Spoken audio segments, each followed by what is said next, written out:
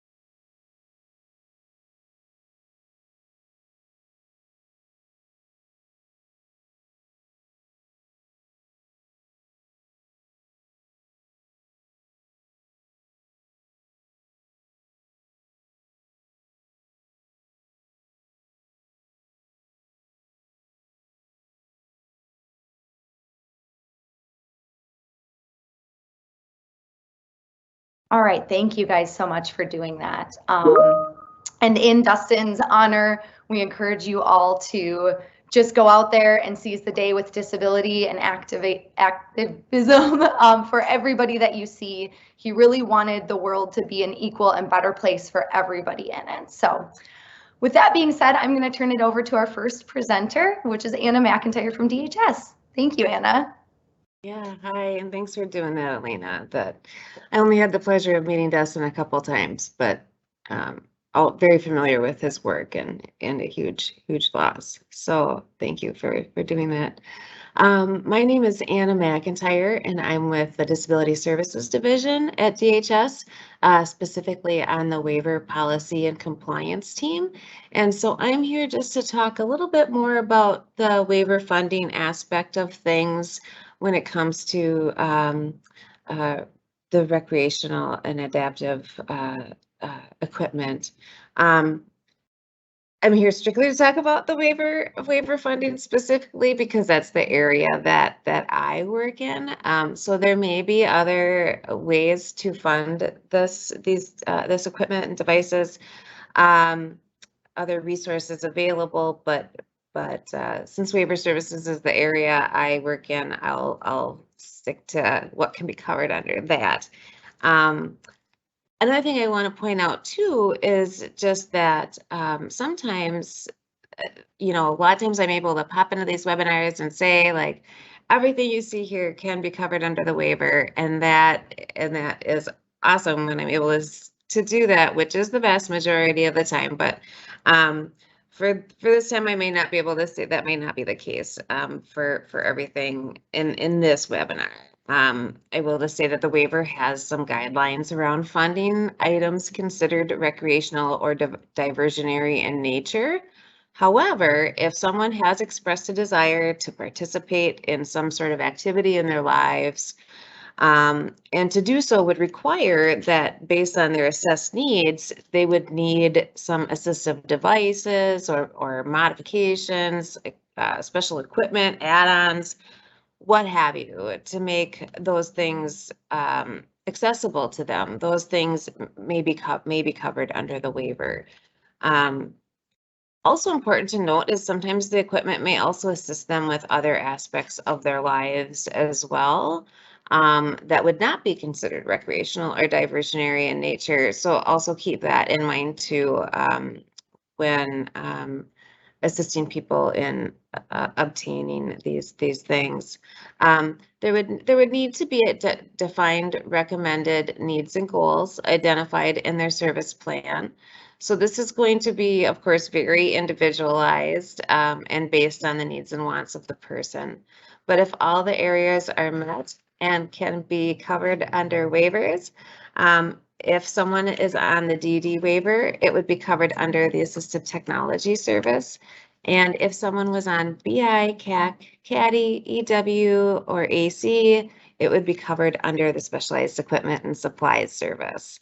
So that's really all I have. And unfortunately, I have another meeting, so I'm going to have to jump off. I'm actually in the office today, which is quite exciting. But I'm sure my contact information will be shared at the end.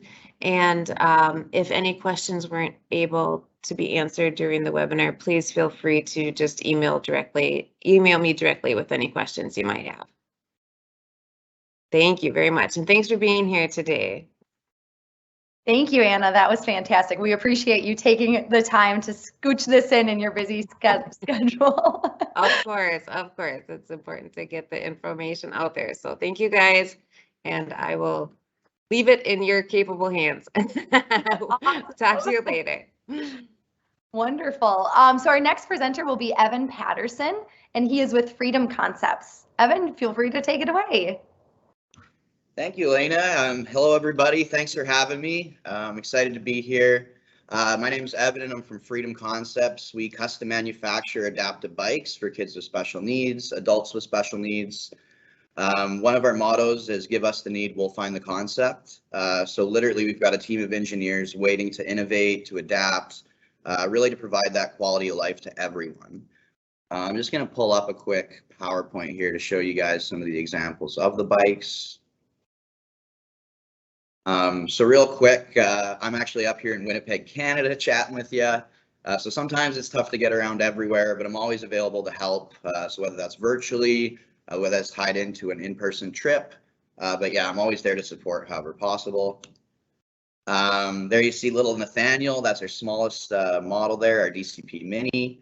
We have a full range of bikes, so all the way from about 18 months old into full adulthood.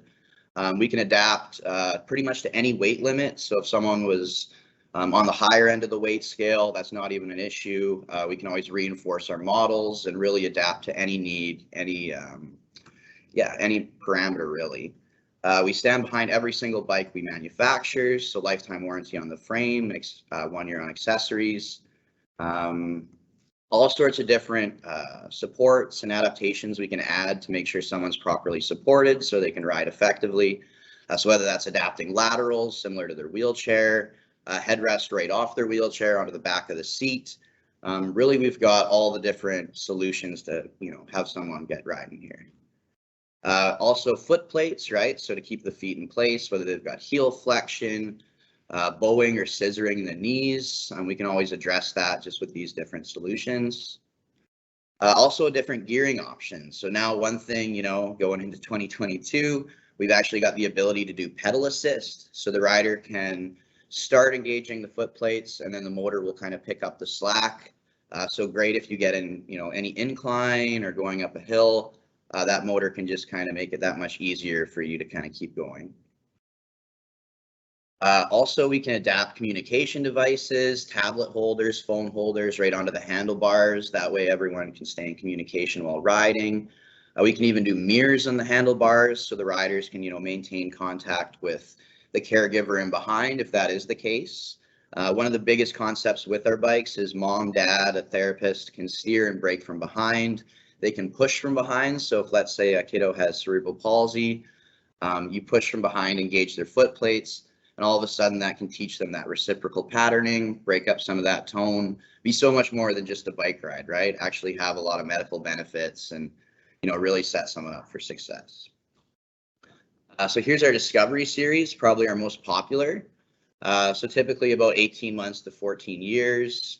We've got 3 models in that series, but yeah, more or less our pediatric bike series. From there, we go to our Adventure series, so that's typically 14 and up. We can adapt all the same accessories and features that we can on the Discovery series, more so just shifting into the adult line of bikes. We've also got a semi-recumbent bike. So the nice thing with this is it's a low transfer height, easy to get on and off or with independent or assisted transfers. A bit of a different pedaling position, but once again, a really great bike, super adjustable, just for the different candidate. Here's the shrunk down version for a little kiddo. We also manufacture a tandem, so this allows both of mom and the kiddo, dad and the kiddo, really 2 people to go riding at once. We usually retrofit this with an electric assist motor, so that way you can use that motor to get up a hill, or if you get tired on a long ride, just use that throttle to get back to home base. But once again, with this model, we can adapt all those same features just to make sure someone's properly supported and ready to ride. We also have a line of hand cycles. So whether that's the semi-recumbent hand cycle you see on the right or the little pediatric hand cycle on the left, full line of those as well. We also can custom manufacture to any request. So sometimes it's just, adapting for a simple balance issue. Other times it's something ground up. So the bike on the left was actually built for conjoined twins who are conjoined at the head. So we had to factor in the chest harnesses, space those appropriately, get them their own pedal sets. Each of the girls controlled one of the other's limbs, so we had to factor that in, all the way up to making sure they each had their own squeaky horn. Here, just a little highlight on some of the custom artwork and branding we've done in the past, some of the collaborations. So whether that's working with Adidas to, surprise Casey with their dream bike, or little Nick's bike down on the bottom right, Chicago Blackhawks, where we surprised them right in the dressing room.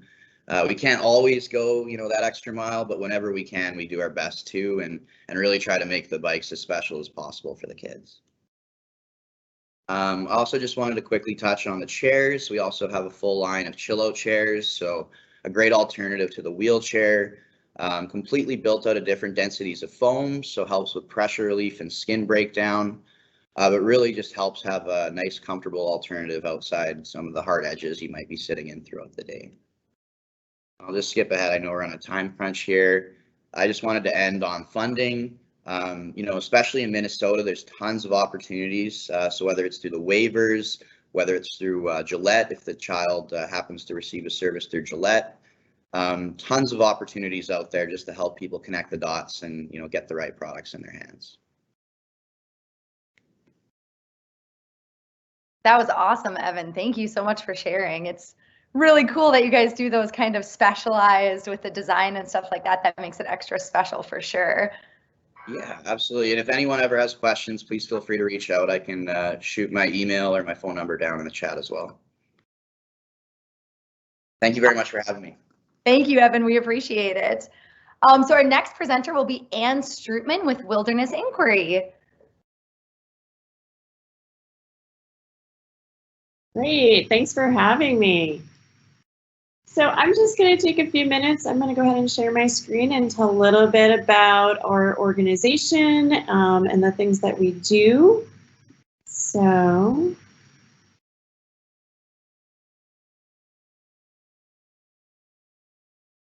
looking for my options from my screen.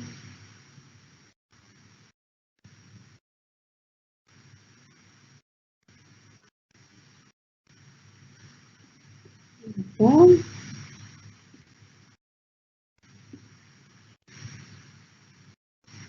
Oops.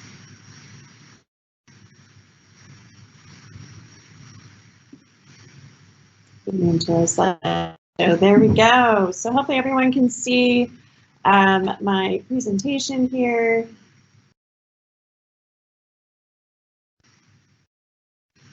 So Wilderness Inquiry has been around. We're a nonprofit. We've been around since the late 70s, and our main focus is we believe that everyone belongs in the outdoors. Our mission is to connect people of all ages, backgrounds, and abilities to each other and also the natural world through shared outdoor adventure. As I mentioned, we were founded in 1978. We have served over 500,000 people in over 40 years. We're located in St. Paul, and we program all over the country and all over the world. We're really a very collaborative organization, so we like to partner with local, national, and international organizations. Really, the way that we started is that in the late 1970s, there was a real push to allow motorized vehicles in the boundary waters in northern Minnesota. The governor at the time made a statement that he felt, we needed to provide motorized transportation so that people who were disabled and women would be able to enjoy the outdoors. Our founding executive director, Greg, decided to prove that theory wrong. And so he collected a group of friends of varying abilities, someone with cerebral palsy, someone who uses a wheelchair, someone with a visual impairment, and took that whole group with him and a couple of friends to the Boundary Waters, and showed that you did not need to use motorized transportation to go across portages. That first trip was not pretty. He talked about how, some folks were being piggybacked across portages. One woman who uses a wheelchair got stuck in the ruts, and she was so determined to get across the trail that she actually crawled or pulled herself with her arms across the trail. But it was really gratifying because they realized that with help and support from other people that they were able to do it. We have a lot of different programs that we provide. Kind of our main focus is the Share the Adventure program. This is where we bring people of all different backgrounds together on a trip. So people with and without disabilities are traveling together. Destinations could be anywhere from kind of in our local backyard by maybe paddling on the Mississippi River or the St. Croix. We go to the Boundary Waters, Voyageurs National Park. We have a base camp in the Apostle Islands where we go sea kayaking on Lake Superior. We get to national parks like Yellowstone and Glacier. And then we also do some international travel, Costa Rica, Belize, a couple destinations in Africa. We love to travel with families and introduce them to the outdoors. So we have a lot of family-focused trips. We found that a lot of families weren't traveling together when someone in the family was experiencing disability. A lot of times kids would go off and do their own camp, and then the rest of the family would go on vacation. So we really wanted to provide a supported environment where the entire family was able to go together. So, and it's also a great way for other families to meet each other who might be experiencing a similar situation. All of our staff are trained to work with people of all abilities, so it's a really wonderful support system that's in place. We also do some affinity group travel. So this particular program is called Gateway to Adventure. It's really kind of an introductory type of trip where people with intellectual disability or cognitive impairment and people with traumatic brain injury can all join together. We do a little bit slower paced trip. We just did one in June to William O'Brien State Park, where we're focusing on learning how to camp, how to set up a tent, light a fire, and then do some hiking and learning how to paddle a canoe. We also have a place-based education program called Canoe Mobile that travels across the country. We bring large 10-person canoes all over the place, and we will partner with either local schools or we will work with other organizations in that area. So for instance, this summer we're headed to Milwaukee for a week. We've partnered with some local organizations there. I'm thinking of one in particular called Blossom IDD, where folks with intellectual disability will get to have a day on a local waterway. I'm just going to share a little bit about some of the adaptive equipment or other adaptations that we use when we're out in the wilderness. In the upper left-hand corner, you'll see this is a special kind of grip for a paddle. This happens to be for a kayak paddle. It allows somebody who has poor grip strength to be an active participant when they're paddling. Down in the lower left, if we're going across a sandy beach and there's not an accessible walkway, we will bring a snow fence along in order to make that accessible for a wheelchair user. And then on our right is a picture of one of the campsites at our base camp in the Apostle Islands. So we designed it to be fully adaptable and accessible using universal design principles. So this shows one of the ramps up to our platform tents. It's great for someone who has mobility challenges and folks that are not experiencing disability as well. And then here's a few more photos. The upper left, we do trips in the wintertime as well. We like to go to the Boundary Waters where we partner with Camp Minogen and do some dog sledding in the Boundary Waters. We will also do some snowshoeing and hiking and some skiing. This gentleman is showing how we use our Polk sleds. So people that have mobility challenges are able to participate as well. They're able to be pulled by somebody across the lake to get to the camp area and get a chance to go exploring just as everyone else does on the trip. In the lower left-hand corner, this is showing a woman, her name is Janet, who has been joining us on many trips across the world. She was part of our Belize trip where we got into Guatemala to see Tikal. This is using a piece of equipment that we developed. We call it our rickshaw. What it does is the person wearing the harness in the front is attached to some poles that are attached to the wheelchair, and it actually lifts the front wheels of the wheelchair off the ground so it can navigate over uneven terrain. So they're actually pulling the person, and then we will have someone in the back that is pushing. The person on the right hand has a limb difference, and she is demonstrating one of our adaptive paddles. So really our philosophy surrounding accessibility is really answering that question. Why is the wilderness limited? We don't feel that it needs to be. We want to make it accessible for all. We also meet people where they're at and understand that people are going to experience the wilderness in their own way, and we meet them at that place.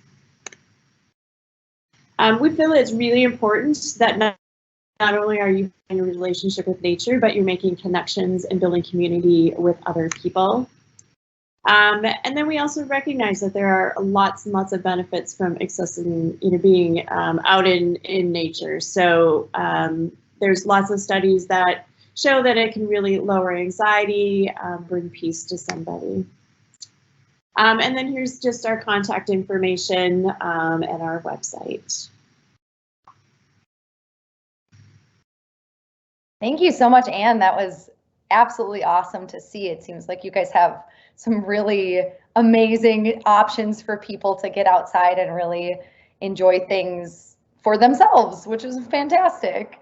So our next presenter is going, oh yeah, thank you, sorry. Our next presenter is Evan Newton with Capable Partners. Evan, if you want to get started, that would be amazing. Thank you very much, Elena. Capable Partners has been around for 36 years. I've been a member for 18 of those years and on the board at least 10 of those years. We do fishing and hunting, and I'd like to introduce you to Capable Partners. I'm going to share my screen. And here's a couple of young bucks sparring, and I took a picture of up in the north woods of Wisconsin. We are largely in the metropolitan area. Sorry. Who are we? We're the largest organization with the most outings in the U.S. of our kind. We have about 225 members. About 55% of those are disabled.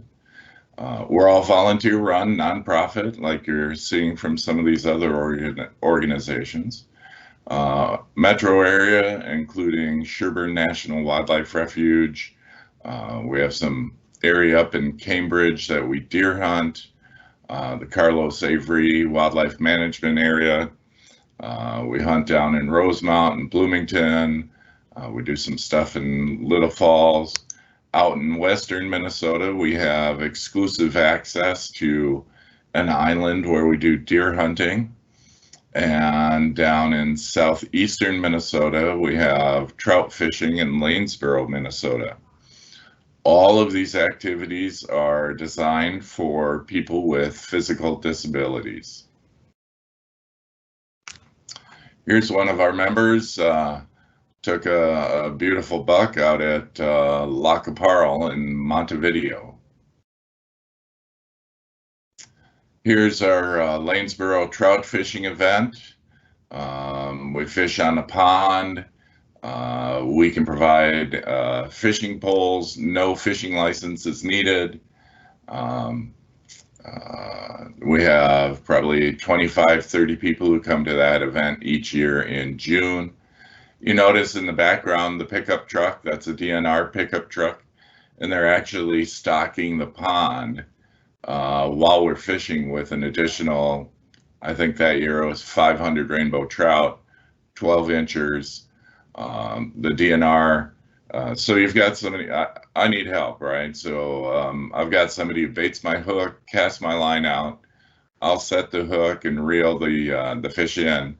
But then somebody else takes it off, takes it over to the DNR, they clean them and pack them on ice. I always go home with a limit of trout. Our values, friendship and fraternity, family participation support, We gain personal independence through doing activities, education, accomplishment, and building self-esteem. Which wild game do we pursue?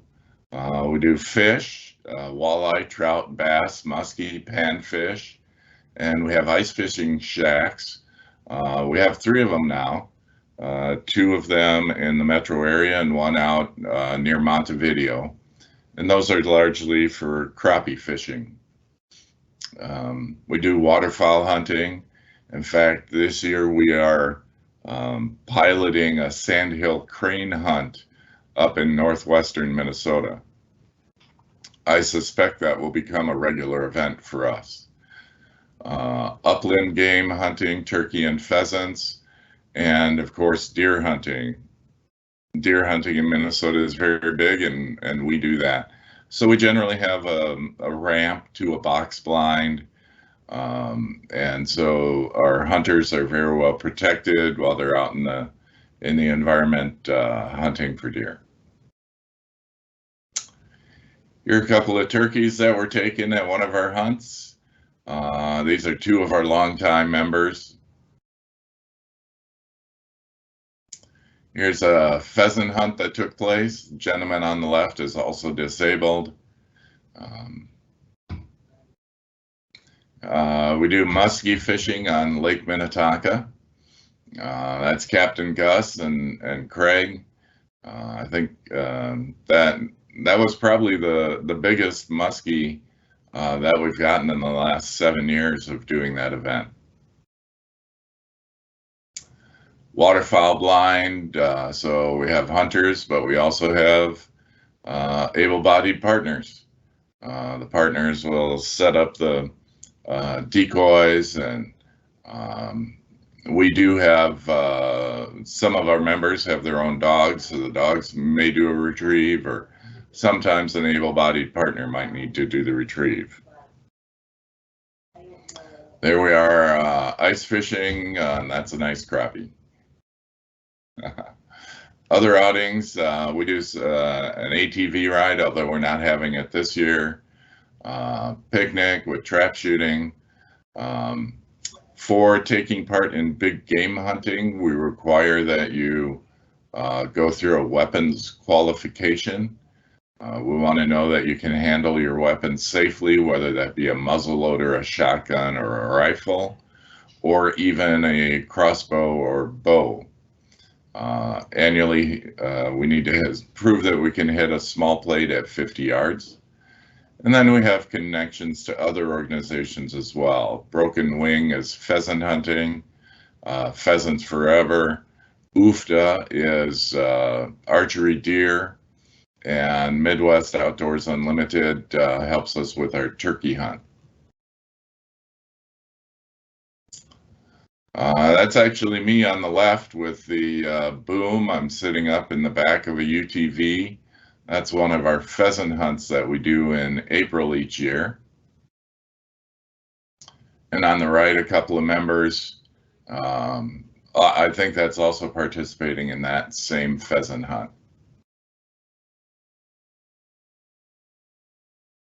How do you get involved? We have a website, capablepartners.org.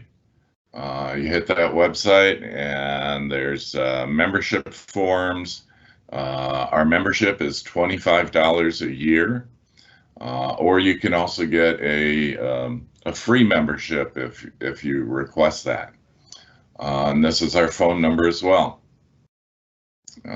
Capable Partners would love to get anybody out and participating in the great outdoors. Let's see. And I will relinquish my screen. No? Thank you, Evan. That was awesome. It's nice to know that there are options out there for the live hunting and fishing and everything. So we really appreciate it. You're welcome. Yeah.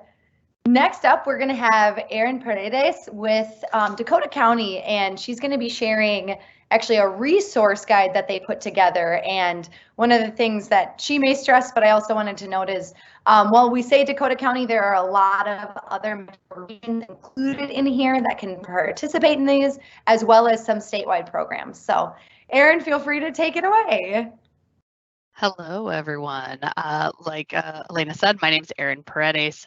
I work for Dakota County, but really I'm involved in Mini just because, you know, I like cool tech. So I'm glad to be part of this. And I'm going to share, like I said, we have a resource guide that we have developed in Dakota County. We've been told it's a great one. So that's why I'm sharing it. It is, of course, as soon as you make something public, you know, it'll be out of date in about 2 seconds. So we're aware, you know, things may not be right, but the way that we use the guide is really all of our case managers have access to it, and I think it's resources that are able to be used with both waiver funding, but also most of the resources there are either free or also places that take private pay, things like that. I will start sharing. So it's hard for me to, you know, it really is just a guide. So, you know, bear with me. And it's just in PDF. We're hoping to get it up at least available on the Dakota County website. We're working on just making sure that it is an accessible document for everyone. We did just update it in May, but like I said, it quickly becomes obsolete as, you know, websites change, things like that. But the things I'm going to touch on, and as Anna McIntyre from DHS said, she focused on mostly the assistive technology part of it. But there are several other ways to get some of these things paid for when you're working on outside recreational activities, one of those being camps. And so this resource guide has several camps that are available to both kids and adults with disabilities. So as you go through, again, it's really just a long list of all sorts of things that are out there throughout a lot of it. And again, prefaced with this is made for Dakota County, so several of them are in the metro area as well as, you know, the South Metro. But it definitely shows you that there's lots of opportunities out there. So feel free to continue to, you know, a lot of these places might say, oh yeah, this is maybe only available to, you know, in this area, but hey, we know this place as well. The other thing about camps is they unfortunately fill up very quick because there's lots of people vying for the space. And so it's just something to keep on your radar that you know, if you find something that's really great, to keep that on your list of making sure we're looking for deadlines of when things are available to sign up. And then the other thing and I'm going to scroll through quickly, but again, we'll make this available either through, it will be available at Dakota County website eventually, or MinNeat will try to put a link to this, and hopefully maybe I can convince them to keep it up to date. We'll see. So again, lots of camps, and feel free to close your eyes as I scroll. So then I'm going to get to the adapted, since we're talking specifically about outdoor sports. There are this great, I don't know, it feels like this call to make all playgrounds accessible, which is fabulous and wonderful. So we've started to now include accessible playgrounds on our resource guide.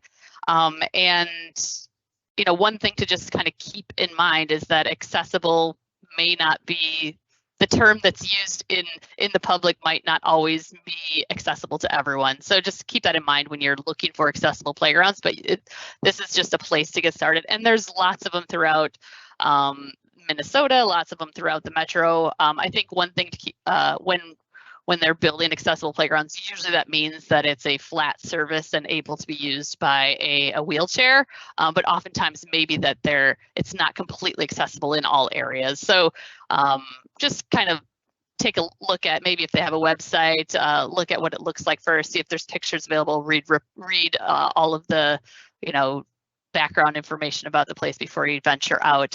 I know that this is not an exhaustive list, but it is the list that we have in our southern metro area. I'm going to just put a plug out there that I live in the northern metro, and there's a great one up in Shoreview community that just opened in the past year.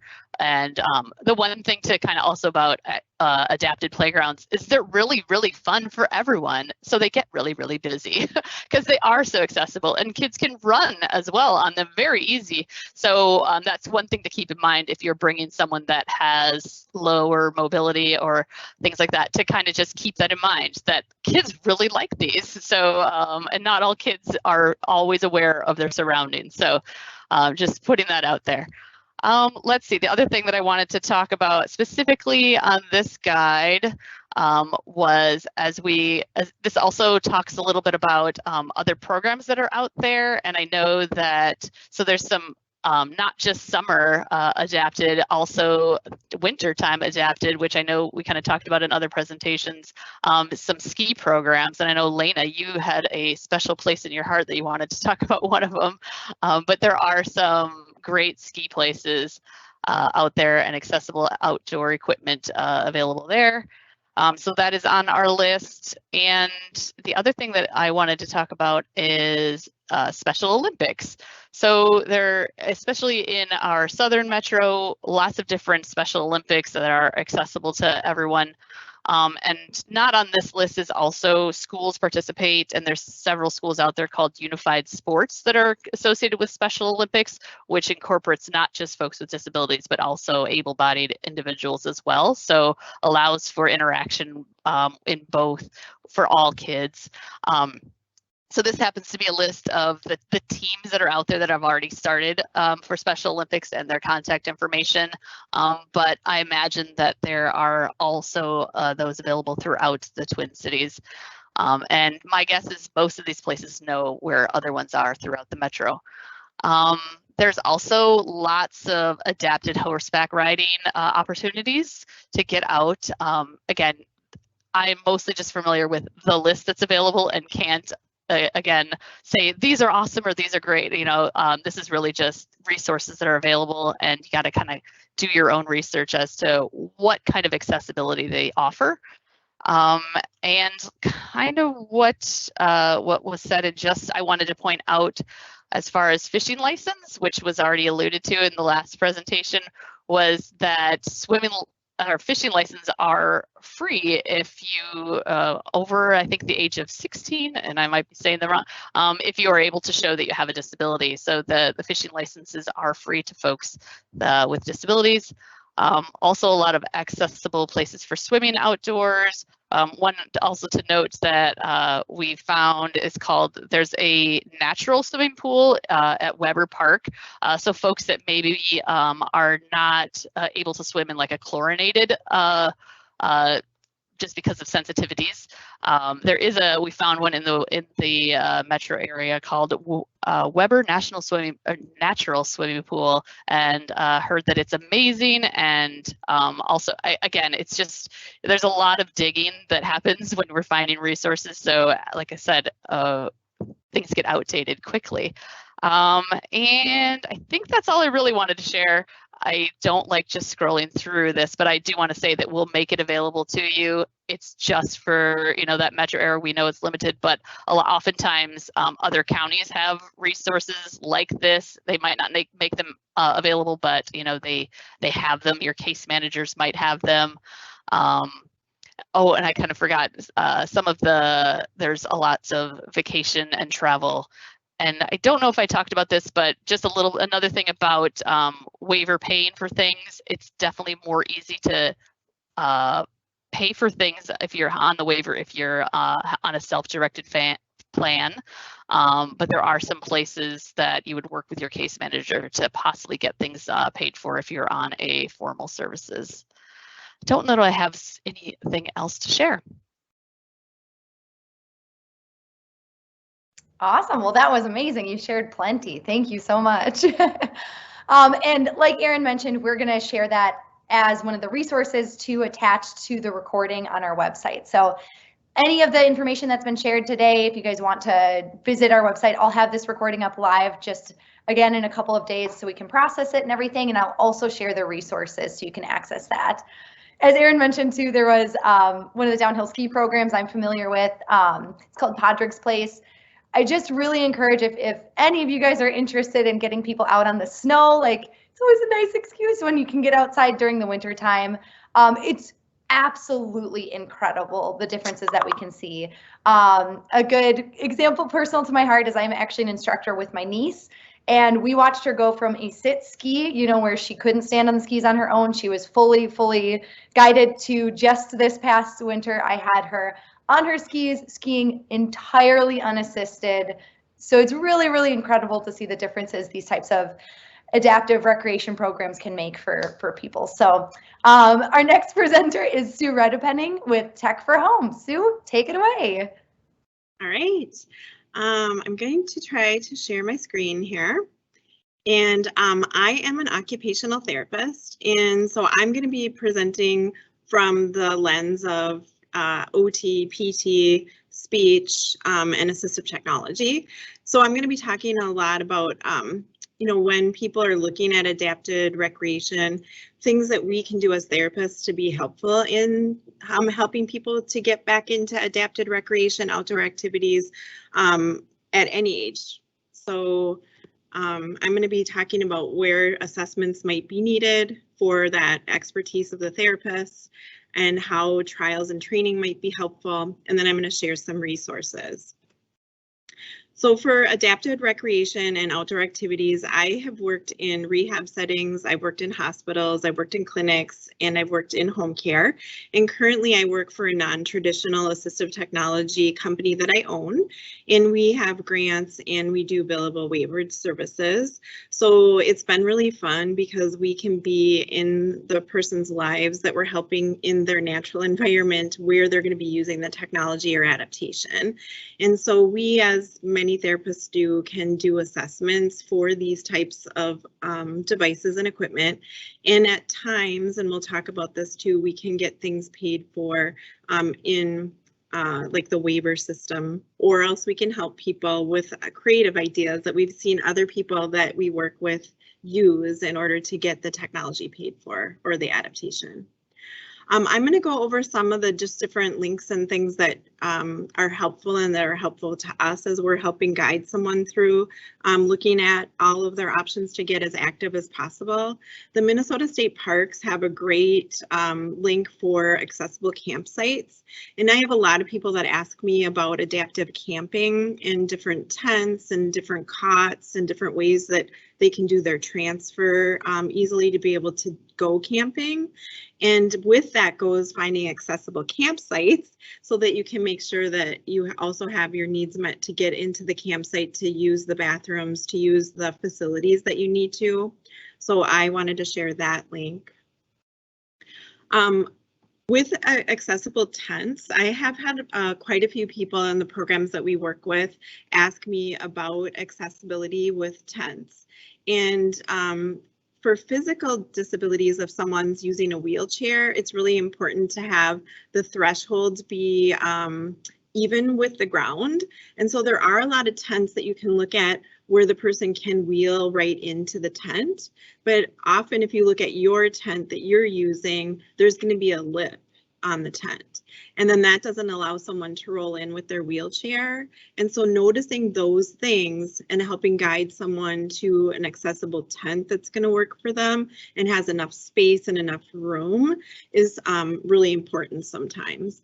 And so we do that a lot in OT and PT in our program. And I know like rehab, recreational therapists and outpatient, they can help do this too. And then some therapists in these clinics are doing that.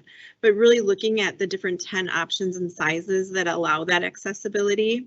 I did get a link here too that has 11 of the newest tents that are available for camping, and there's ease of access tents. So I put that there so you'd have that live link. I also do have people who, because they've had a stroke or their disability doesn't allow them to use both hands, want a tent like this one where it assembles itself, or it's easy to assemble with one hand. So I'm always looking for that too, so that if someone is going on their own or doesn't have a helper physically to help get the tent set up fully for them, that there are options that they can do that set up a lot easier or can set up with one hand.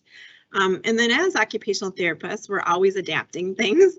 So we can add loops or rings to the zippers for the person to be able to physically fine motor coordination, like small pinching and things like that to open and close things are hard.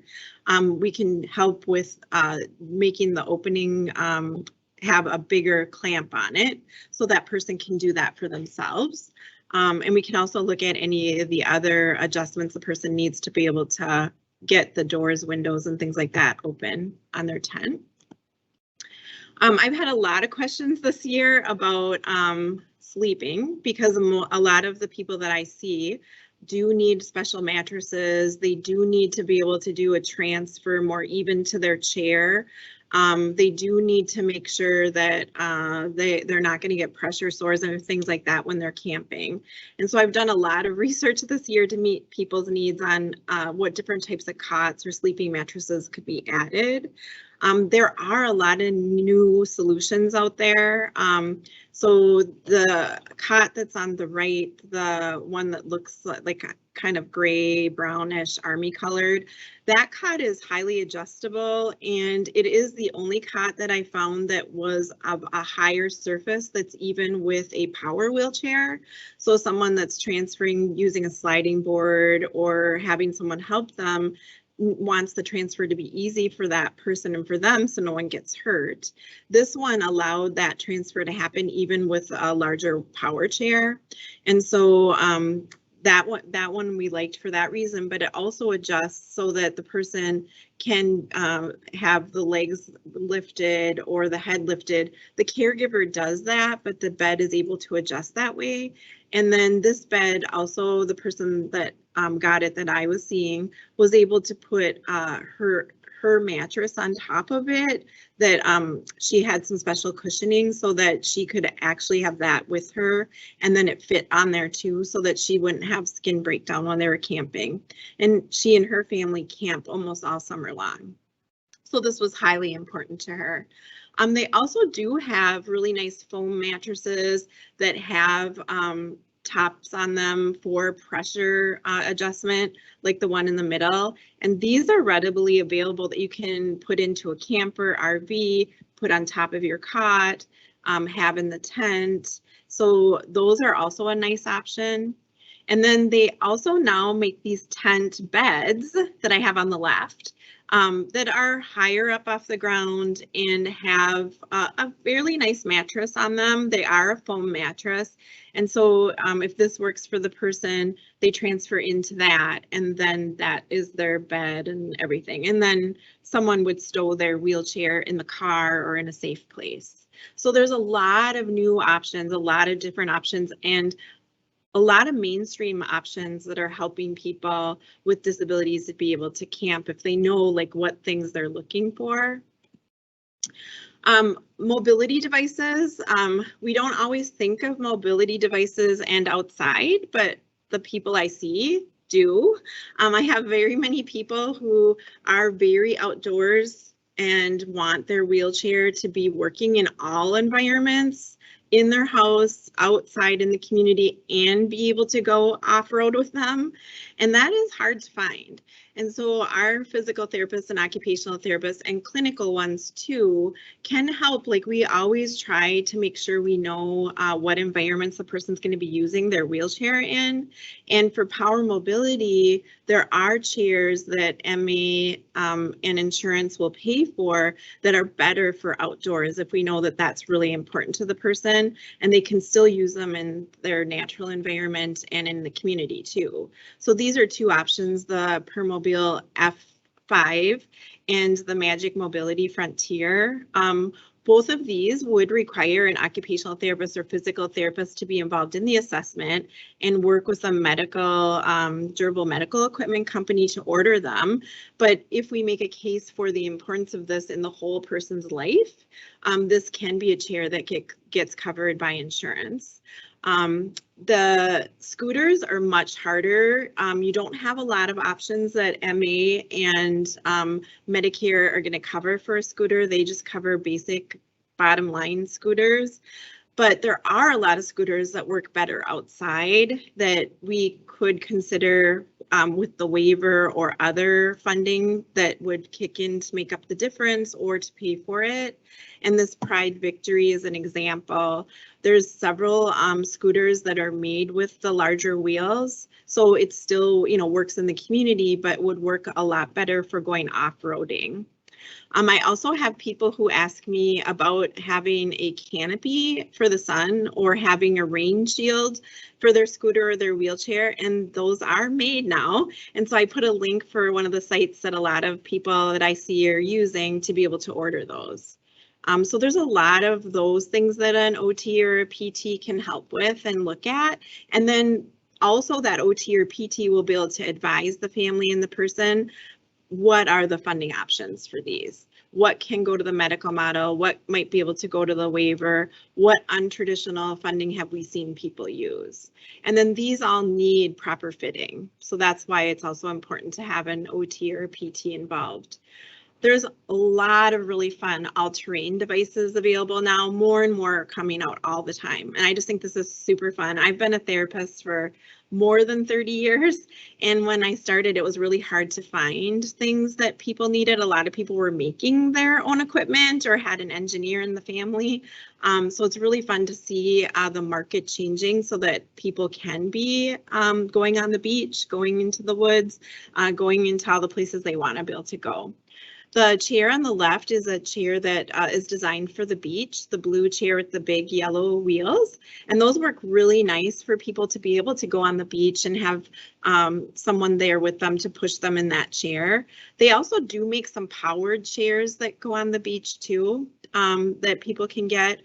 And the scooters are also changing. Now, these scooters definitely would not be covered by medical assistance or insurance, but there are really nice scooters for going out into the natural environment, like this white scooter with the larger wheels, and it has a better braking system. So if you're doing more hills and things like that, they make scooters for people who run, who go out in the wilderness. They have all different types of scooters now for all different events that people are doing.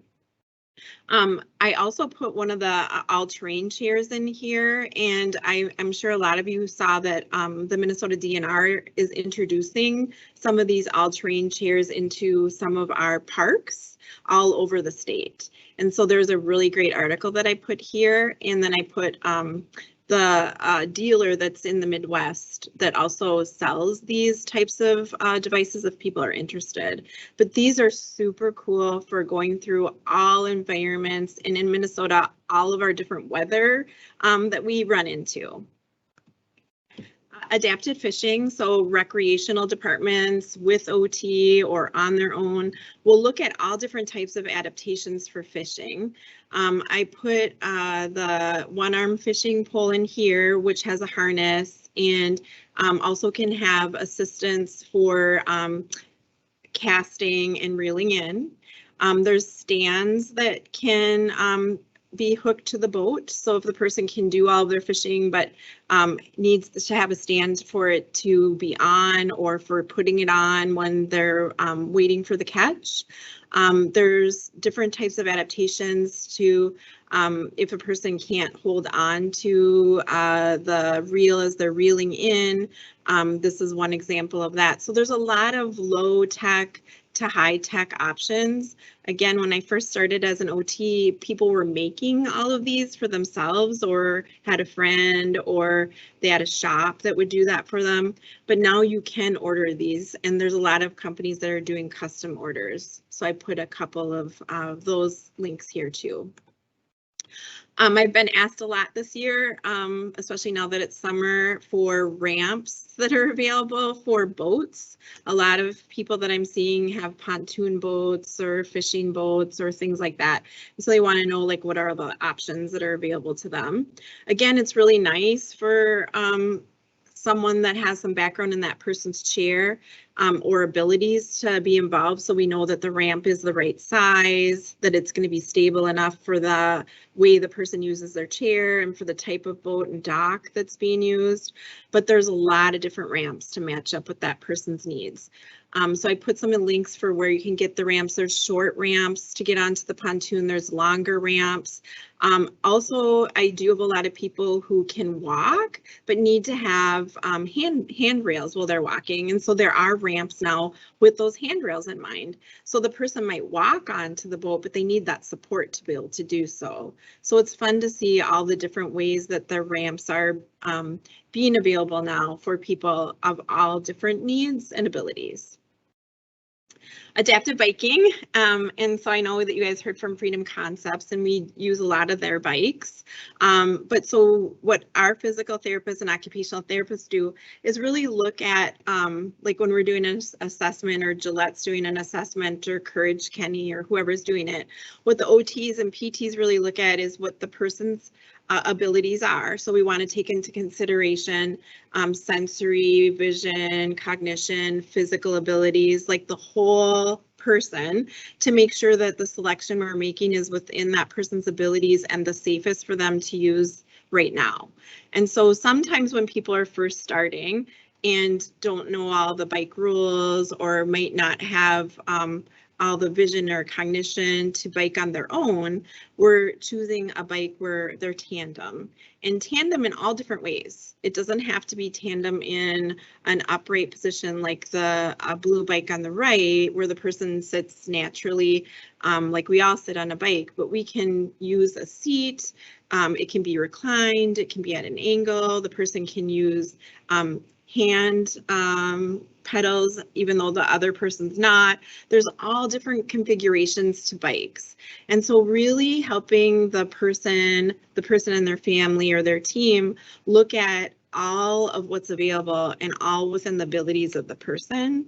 I do have a form that I gave to Elena to put out on Minnesota Neat of what places my physical therapists will work with to be able to have families try a bike, or go to a fair where there are bikes, or somehow have experience with these bikes. It really is important to do that if we can. So one of the vendors that we do work with in Minnesota, Reliable Medical, they do carry some bikes through them. So we'll use them as a durable medical equipment provider to try some of the bikes.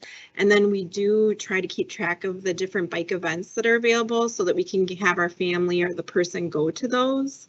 And then Gillette also. Adapted sports, there's all different types of adaptations that are available for all different sports. And every piece of equipment is very different for each sport the person's doing. And so I put a link to How I Roll Sports because they have a lot of different equipment ideas in there. And then I also put a Minnesota link in there. Courage Kenny has a lot of adapted sports and a lot of different ways to experience using this equipment without owning your own equipment. But there's different wheelchairs for basketball and tennis, and any event, like if you're gonna do a marathon or any event like that, there's different configurations to chairs.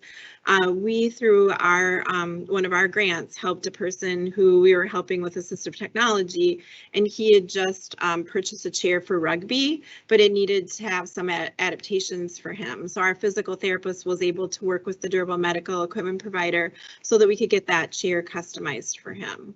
So we do have a lot of requests for that too, because it's a part of everyone's lives, is to be able to do the sports we love, to be in the environments we love.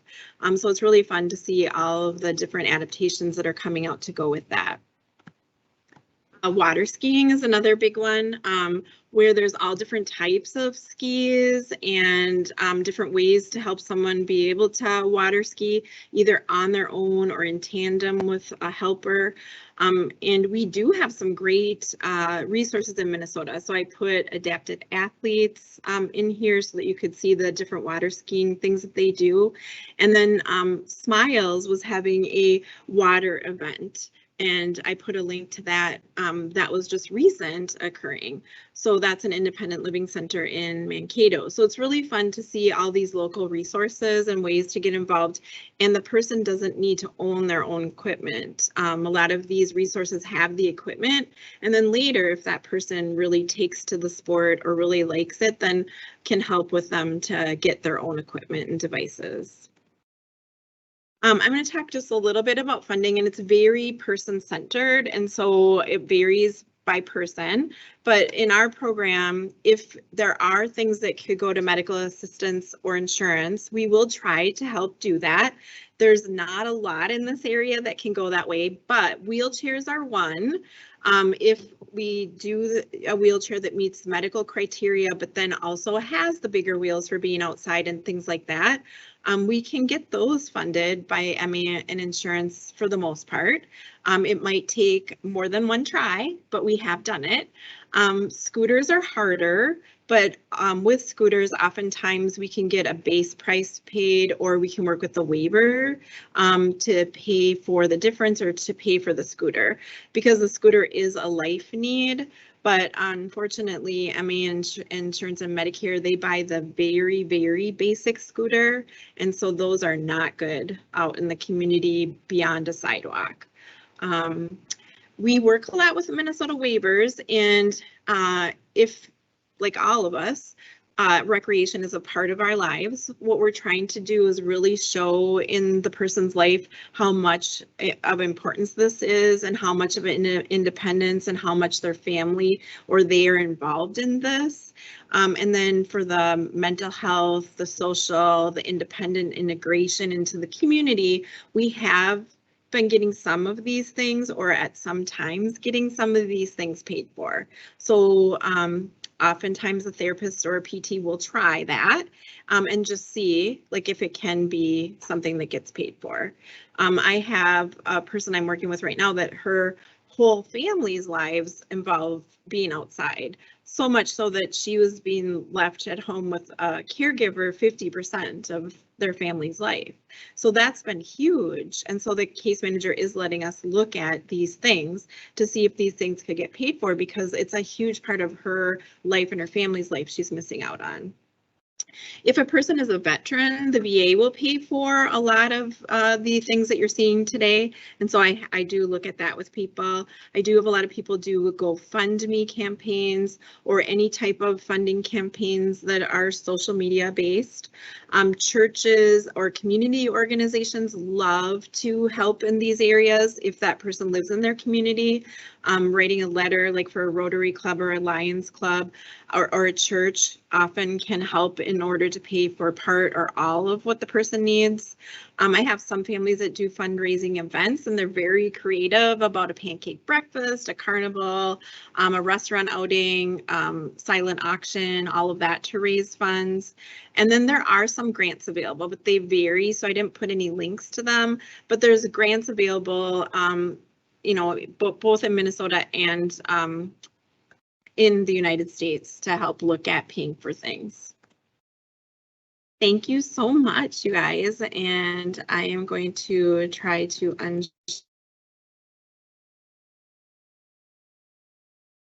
Well, thank you, Sue. That was all fantastic information. So we are going to be heading into our Q&A section now.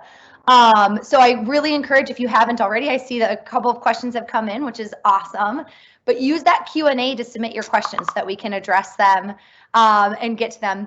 We'll also post at the end of this presentation for our slide with all of our contact information. If you guys didn't see it in the Q&A, we do also have that available. That's listed there, and you guys can access it early if you have to jump off. But again, all of this is going to be posted on our website. I did post that in the Q&A as well, so you can access this recording, all of the resources that have been talked about, and all of those links later. So heading into our first question. I just thumbs up for us. Well, also I do. What was that, Anne? Oh, sorry. I thought I was muted. No worries. So we just had a little bit of a technical difficulty. If you guys are not seeing video right now, the person who hosts our event, his internet cut out. So we're getting messages saying that the audio is still going strong. So, which is fine. I'm going to ask the question. Sorry, it's not going to be as visually appealing right now. Hopefully you guys can still engage and submit your questions.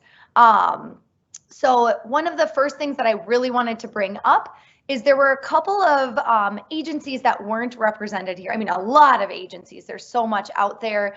Always encourage you guys to, like Sue said, just even research, like Google what you're looking for, see if there's an adapted option for something that you have in mind. But a couple of the ones that weren't able to join us today, we've got Reach for Resources. Emily Orr provided her contact information and their website. So we would encourage you guys to look into that if you wanted to learn more about what they do, as well as then Kevin Carr. And he works with Creating Ability, which does adaptive kayaking and boating experiences. So just a couple of resources that were shared in the Q&A that you can check out and go that route. As it goes then for some questions that were brought up that we did kind of type out answers to and responses, a lot of it came down to funding and available things. So I'm going to bring it around to Evan. I know, Evan Patterson, you answered this question live about the cost of your bikes and kind of some resources for funding. But did you want to just talk about that real quick as well? Yeah, absolutely. I appreciate the opportunity. So Minnesota, I cover a lot of different states, but Minnesota has tons and tons of opportunities. It's just kind of knowing which dots to connect where, right? So sometimes that might be a nonprofit organization we work with, which might be specific to the child or adult's diagnosis. Sometimes it might be based on the household income. Sometimes we help families navigate state waivers. Really, it's a giant bag of options, but the biggest thing is we've got a full team here, really willing to hold that family's hand throughout that process, right? So whether it's the nonprofit route, whether it's working with multiple nonprofits, right? Because sometimes a bike like the Tandem, for example, can get, a little higher on the cost end if you're adding things like electric assist and adapting laterals, headrests. But we really do our best, to be there with the families, with the therapists, the case managers, and kind of guide them throughout that process just to get that individual the right product at the end of the day. Fantastic. Thank you for sharing that. And that kind of comes down to what Sue had shared with getting creative. Like if your waiver or your Medicaid isn't going to pay for things, like doing some of those community events or other options is always really great to know how other people have done it and how they've had successes. So just ask any of us. I didn't say it at the beginning or the start of this webinar, but we usually do is we are all connected. This is a community that we really like to work together. If you get a hold of one of us, you can get a hold of all of us essentially. So if you, for example, forget Evan's contact information, really want to get a hold of him and you remember mine for whatever reason, send me an email and I'll get you in touch with him. Same for everybody. So thank you, Evan. That's very helpful. So some other questions that have come in, there was a question about adaptive golfing options, and we posted a couple of resources that are available in the link. I wanted to open it up to our presenters to see, is anybody familiar with any other adaptive golfing programs or adaptive golfing options?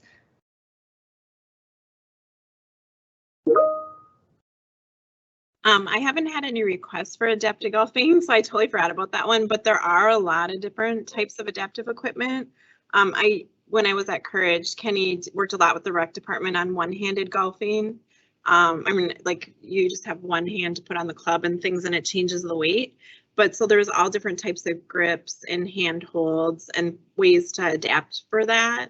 But I don't know of any organizations particular to that, but I just know like the rec departments and the OTs are very involved in the assessments for it and getting the right equipment.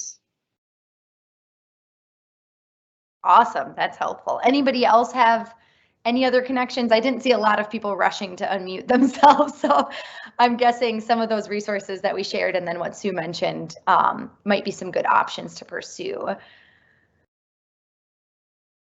All right, cool. Then another question that came in is, are there any funding resources for the development of an adaptive and inclusive community park?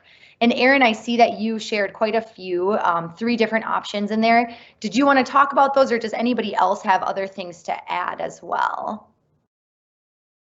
I know when I worked at Courage Center, we helped to adapt 3 different parks with different communities.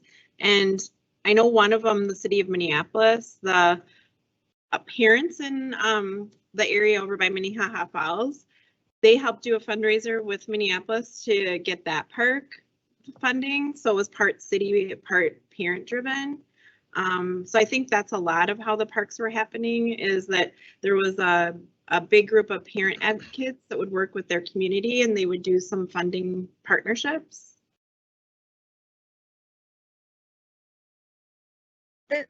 This is Amy. If I could chime in too, Elena. Absolutely. I'm Amy Perrin with the Minnesota STAR program. I did also share a link in the chat of some resources that people could certainly check out. Also, I want to make sure that everybody also thinks about your local community nonprofits, such as the Lions Clubs, the AMVETS, VFWs. A lot of times they're very eager to support their communities and have funds that they're looking at donating. So it may require a little bit of work on your end, but I think it's definitely worth checking out. Thank you. And in case you guys see a couple of new faces popping in, I didn't mention, but we do have panelists on here. They've been helping answer your questions as they've come in, and they're also here too to provide any of that expertise to fill in the gaps as we're going through the questions. So thank you so much, Amy. We really appreciate it. Backtracking a little bit, Kiri Tram, who's one of our other members, actually posted a link as well in the Q&A for some adaptive golf leagues that she found. So if anybody wants to check that out, that is now in the Q&A, and you can access that link. All right, Erin, did you have anything to add with those resources that you shared? I don't know that I had anything to add except for that it's mostly, even some of the grants are partnership grants, so they would be working with the city or the county or whatever it is that is wanting that. But yeah, usually, unfortunately or fortunately, they're parent-led or community-led programs that eventually get there. You could also, in the link where it says, the new ones that the DNR just is reporting, if you go back to some of those parks, it kind of shows the process. I know that actually in my own community, they're working on it, and it's been a very community-led thing, and they're even getting community to come and help build it, because to just cut down on the cost, because yeah, some of the costs are pretty extravagant on some of these builds and new builds, but that's all. Awesome, thank you. So another question that came in is, does anyone know of accessible water parks? Not just a lift into the water, but a way to get wheelchairs up to the top of a water slide, etc. Unfortunately, I have not found any of that. I actually have a 5-year-old grandson myself who is physically disabled, and that he loves loves the water, loves going down slides. I have not been able to find anything. And of course, it's very heavy to carry them up and down all those stairs. The same, I was just going to mention, Erin had said about the accessible playgrounds and things. One thing that we have found with some of the accessible playgrounds is there is the opportunity to take a child up to the top of a slide, but you have to slide down with the child. And if you're a person by themselves, you end up leaving the wheelchair up at the top of the slide and then have to walk around and get the child back into the slide. So if you're going to do sliding with a child at an accessible playground, it's good to have 2 people. So one can stay with the wheelchair and bring it down when you've gone down the slide so you can go back up again. That's a good point. Thank you so much. I did find, just on a quick Google search too, it's not unfortunately Minnesota based, but I'll post a link to it. It's called Morgan's Wonderland, and it looks like a fully accessible water park. I apologize because as I was quick Googling it here, I didn't get the chance to see where it was from or where they're located. San Antonio, Texas. So if you guys are looking for a vacation, it looks like there's one option out there. All right. Awesome. And then how to find adaptive options for developmental disabilities, less sport, more social, recreational, music, drama, craft. That's a question that just came in.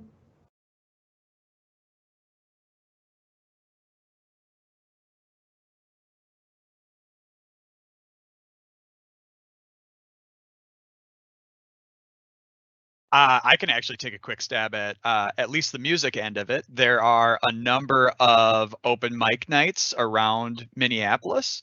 The one that I typically go to, if anybody wants to come anytime, is at Sociable Cider Works every Monday. There's a sign up on Sundays at noon, and everyone is welcome, no matter what. So if it's your first time, just do whatever you'd like. You can read poetry, you can play music, but you have time for 1 or 2 songs, depending on what time you go in the night, anywhere between 5 to 10 minutes. And that's one way of getting out there, playing music, joining a community. It's something that I very much enjoy doing. Also, if you go to the Dakota County Recreational Directory, when you get a chance to that link, there is a whole section on programs for the arts, movement, and physical health with adapted dance, adapted art. Circus Javante has a WINGS program where you can actually have a person who uses a wheelchair up in the air. So there are some resources in there. Again, most of those resources are kind of metro, local to Dakota County as far as the adapted dance programs and gymnastics and those types of things, but there are some resources in there. This is Chanel from SEMCEL, if I could chime in too. I'd like to share that we are SEMCEL, we're going to be building a fully accessible indoor park here in Rochester, Minnesota. We're super excited about it. We're just recently able to make that public. We hope to be breaking ground this fall. It's going to be kind of the whole theme, bring in the outdoors inside. So we're excited about that again, fully accessible. I'll have more to share as I get more dates and details with that, but it's something SEMCEL is very excited about. That's awesome. Thank you guys. Really excellent information. And oh, Sue, did you have stuff to add? Well, I was just gonna say, I know Matt Sanford, and I don't have the link to his company. He is in the metro, but he does adapted yoga for all abilities. So wheelchair yoga, like any adaptation he's able to make. He's incredible and his programs are incredible, and he does some traveling with it. So I'll look for his link to his yoga studio because he has a lot of programs that he offers. Very cool. Thank you. So a couple of options out there. Just to reiterate, Laura mentioned the resources guide that Aaron presented on, and we will have that again, to just say it for the 100th time, on our website afterwards. So you guys can access that and see what's going on.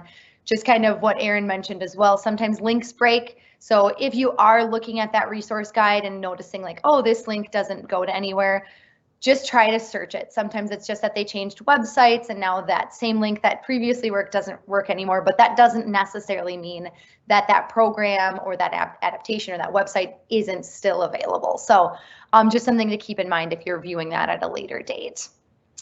All right, so then we actually had a couple of kind of like thoughts and takeaways that were sent out, or like things that people are using, and I just wanted to share them because I thought it was really cool. So somebody posted that they love to use the Power Link with a button to run a sewing machine, fabric cutting machine, drills, saws, etc. So that's certainly worth looking into. And then Kiri shared another, it's called Project Explore, which is just another link for some other options. And then a question did come in that says, have you found accessible playgrounds that allow you to go down the slide with the individual with disabilities? Parks don't typically allow two people to go down a slide together.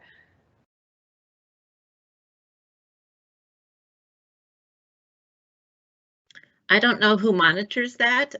Like I said, my grandson is 5 years old, so I mean, he's not that big. So I went down the slide with him and nobody stopped me, but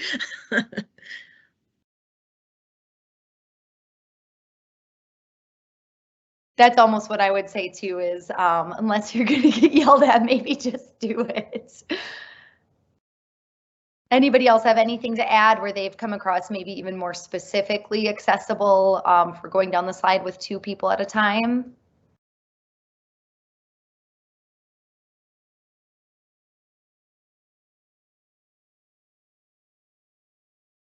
All right, never mind. So Sean posted, you can see here our link for all of our contact information. We'll just keep that up so you guys can have that and write it down as we go. Also that link for what I've been referencing where we're going to be posting our recording resources, all of that. So you guys have that. We'll just kind of keep that up so it's up there for you. So another question did come in, or I'm sorry, this was another recommendation. I also like to use the alternate spinner. So it's not alternate, it's all space, turn space, it spinner to help clients play games again with a button. So that's another resource that could be great. Some other things that people recommended, and I'm publishing them now to the Q&A, are checking out local theaters to see if there are options and there's accessibility. Darby's Dancers, which is a really great program for accessible dance. My niece actually does that as well, so I'm pretty connected to that program. And then somebody asked if we could provide the links to the last two resources mentioned. So I know that Sue is trying to get that yoga link available, and then the other links that I mentioned are available. People did post those in there. Oh, I'm sorry, for Power Link and the alternate spinner, we can look for links and post those as well. I'm just posting, this is lovely. If you guys have recommendations too that you want to share with people, keep them coming in the Q&A. This is really great to share those.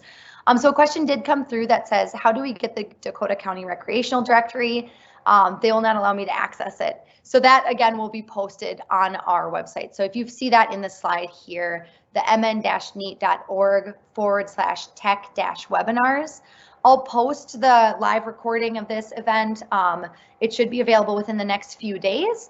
And along with that, I'll share that Dakota County Recreational Directory and resource guide as like a PDF. So you guys can use those links and access that information. Let's see. I did post the yoga link, but I can only post it on the chat. It won't let me do it in the Q&A, so you'll have to put it there for them. All right, that is not a problem. I will certainly do that. Some people added to, it looks like, kind of in response to the question about the water slides, which is really great. The use of water slides with two tubes, where you kind of have that double ride system, can work well for people. And then somebody else said that we have a new accessible park and it has an extra water slide, or oh, sorry, this is back to regular parks, not water slides. It has an extra wide slide that could easily fit two people, and that's up in northern Minnesota. If you had the opportunity and want to share where in northern Minnesota, that would be fantastic. And then just again, more resources. So we've got a couple of people that shared the links for the alternate spinner. And then Upstream Arts is an organization that supports classes in art class, drama classes, dance, music, and visual arts. And that link was also just shared. I'm sorry, I'm just reading through to make sure that we got all of the questions that came in and kind of all of the comments so you guys have access to that. There is, Laura posted a swing that can be hooked up to a regular swing too to assist with that. That's another link that's been shared in the Q&A.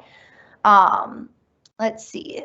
So it is hard to find things to do when the age and interest and ability do not mirror with chronological age. for youth, tween, young adults, and adults with either inclusion or segregated options. Some items are far away, and then transportation is difficult for participants. So that's a really excellent thing to bring up and consider. A lot of the stuff that we've talked about, as you get closer into metro regions, you get a lot more options. You know, you've got a lot more parks and a lot more programs. So some of these things that we're sharing, unfortunately, may not be available in your area or in your cities. But I always encourage looking up to see what's available and nearby, because it might be something that you may originally think is going to be a 2-hour drive to get to Minneapolis, or 6 hours to get to Minneapolis, depending on where you live. But it might be something that there is a program that offers accessible options 40 minutes away from your town, and that might make it a little bit easier for bringing. So that's kind of with all of this, just encouraging that now that you know that there are these options available, doing some research on your own too. If some of these don't connect with where you live or your accessibility to getting to these programs, seeing if there are options in your community, and if there aren't, maybe rallying a group together to get something started. That's how all of these programs had to start somewhere, and it all comes from people having ideas about things that need to change or need to be better, and starting there. So thank you for sharing that. Absolutely. Oh, and we did get a response for where that new accessible playground is up north, and it's in Hibbing, Minnesota. I'm sorry, Hibbing, Minnesota. There we go. My voice caught a little bit there. So we are at our time for the webinar here. So thank you so much again for joining us today. We really appreciate it. I'm just really thankful for all of you guys taking the time and always joining us and checking out the resources that we have. If you have questions, again, like I said, if you reach out to any of us, you'll get a hold of all of us. So feel free to contact us, reach out. We can make connections, find resources. Happy to be a part of your lives and help in any way that we can. So thank you again, and hopefully we'll see you guys for our next webinar. Have a great rest of your day, everyone.